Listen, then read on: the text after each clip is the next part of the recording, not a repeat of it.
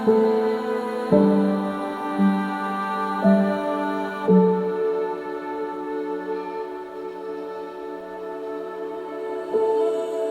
the House of Justice announced to the world that the shrine of Abdu'l-Bahá would be built adjacent to the Rizwan Garden and that the sacred remains of Abdu'l-Bahá would be moved there, this brought awe and wonderment to all of us in the Baha'i world, especially at the Baha'i World Center.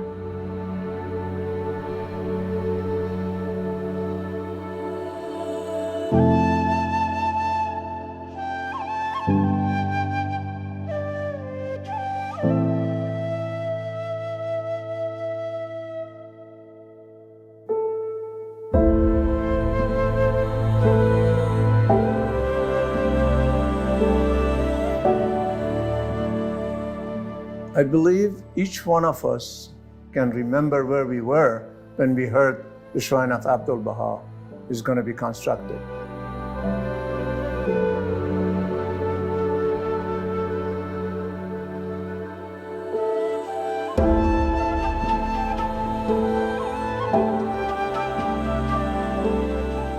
Every one of us are participant in this process by praying, by donating, and then perhaps interacting directly with its implementation.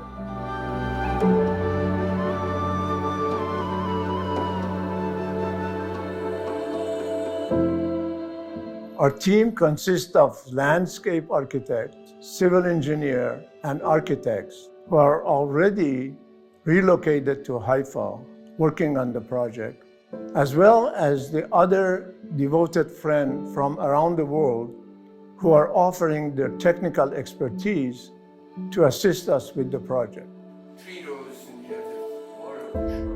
The construction site for the project is within Rizwan Garden proper, which consists of 3 different gardens. One of them is Firdaus Garden, the second Ali Ashraf Garden, and third one Rizwan Garden.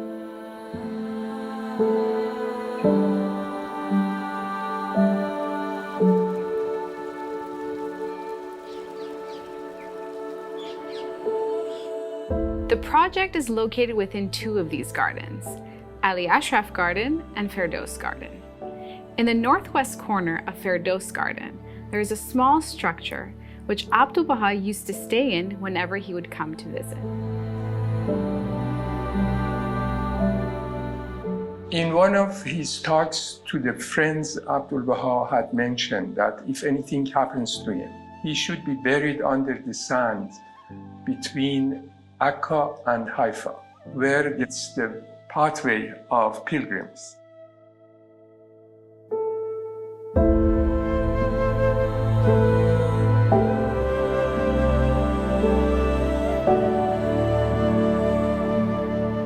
So this land, I think, was chosen, was in between Akka and Haifa.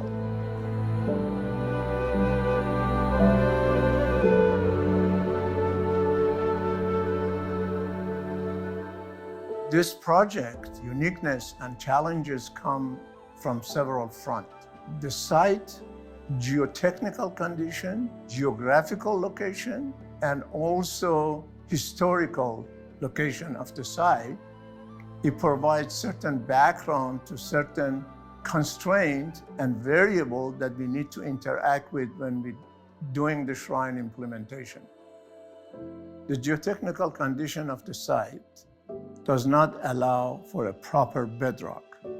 Therefore, we had to design and construct our own bedrock, which was consist of combination of series of piles, which are 12 to 15 meter deep, supporting a concrete slab, which is separating the existing site from the structure itself that would be constructed above.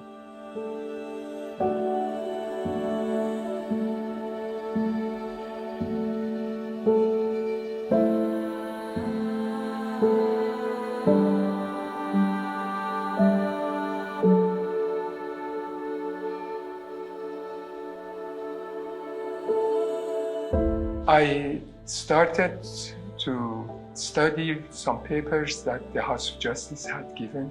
And in those papers, there are references to the beauty of gardens that Abdu'l-Bahá enjoyed very much.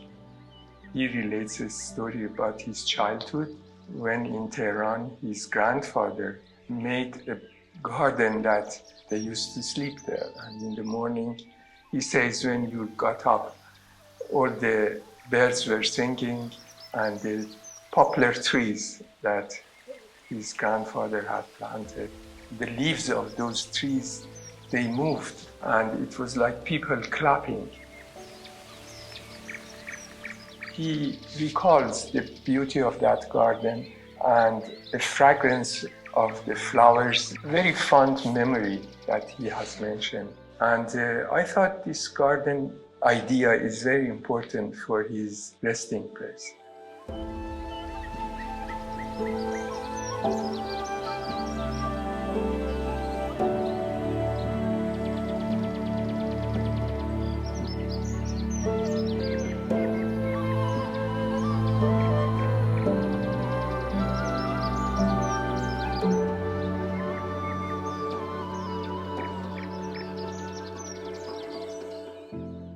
I knew the building related to him should not be imposing.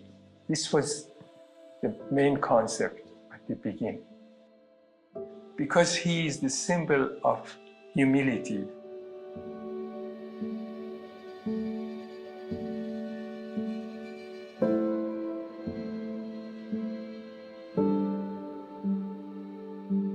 The avenues are arranged in a pattern of a sunburst.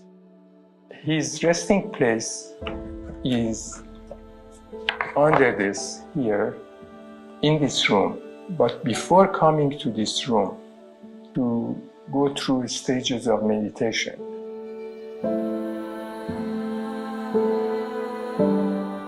After we constructed our slab, then the implementation of the shrine and design main geometry, which consists of two major walls with the different characteristics, which stretch from north to south, and is giving us 5 distinct areas for the project.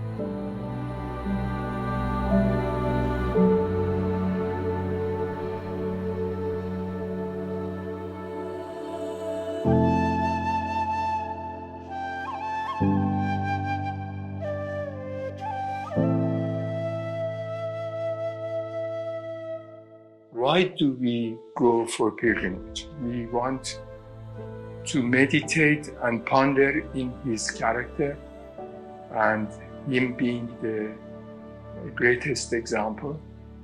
So we would have time to meditate on our way to that room. You come to where the Rizwan garden was. We have kept the old wall of this previous garden as an existing feature referring to his time. And then coming through an access, turning right, you will see the shrine, which would be under this garden. And walking through this forecourt, coming under this archway, you will be under the trellis, like a sunburst, the pattern of the avenues of the garden.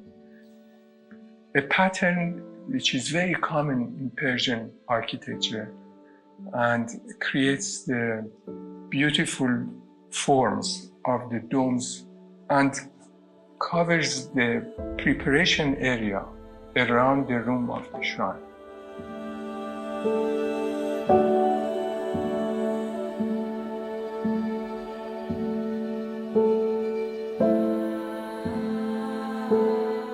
The roof structure of the shrine has a very interesting and intricate geometry. It is a combination of 2 sets of 16 ribs intersecting each other. The pattern that these ribs create are a series of openings, which are skylights that let the daylight into the plaza below. The top of this roof structure will be gardens, whereas the underside of these ribs will be cladded with white marble.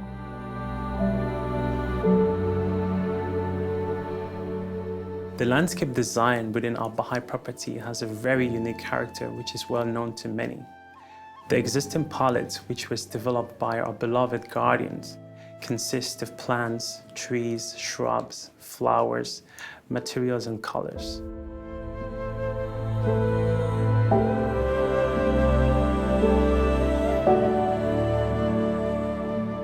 At the Shrine of the Bab and the Shrine of Baha'u'llah, we have primary color flower beds. So you have red and blue and yellow flowers in those gardens. At the new Shrine of Abdu'l-Bahá, we're going to have different colors. So you're going to have white and blue and lavender kind of color with a hint of pink in one of the seasons. So you have to come by and see that. We have lots of hedges in the Shrine of the Bab and Baha'u'llah, but in the new Shrine for Abdu'l-Bahá, we won't have any hedges. We just have a very large lawn area that'll be outlined by very small shrubs.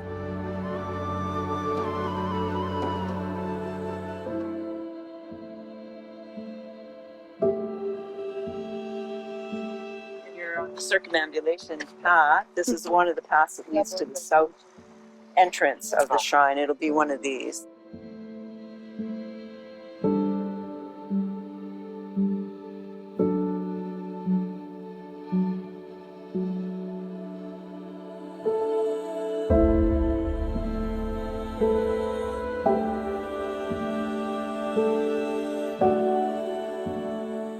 As the shrine is being built in Akko, adjacent to Rizwan Garden, the contractor that is employed there has mainly Arab workers. When consulted, those Arab workers enter the construction site with a sense of reverence, and many of them convey that they have family who have stories of Abdu'l-Bahá, of Abbas Effendi, and feel so honored to be able to work on his shrine, to come to the work site every day and know that they are contributing in whatever small way they can to this incredible building.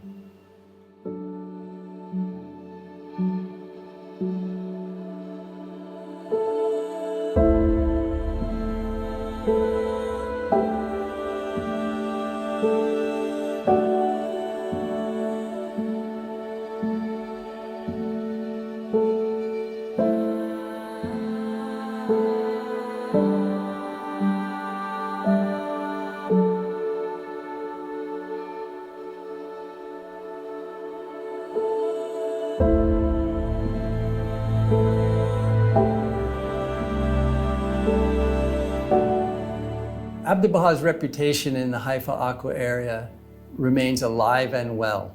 People have relatives who remember and have heard stories of Abdu'l-Bahá that have been transmitted from relatives throughout their family. Of course, he was called Abbas Effendi, and particularly the people of Akko consider him a native son of Akko and are overjoyed with the prospect of his sacred remains returning home.